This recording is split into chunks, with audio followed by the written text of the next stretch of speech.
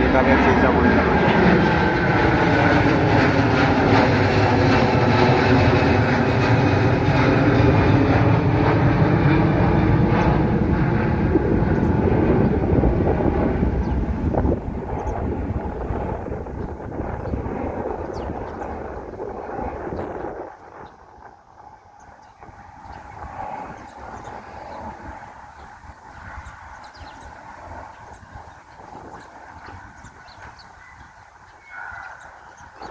สวัสดีครับเอฟซีช่องคนละยาก็สมเด็จวันนี้เราอยู่สนามบินสุวรรณภูมิครับ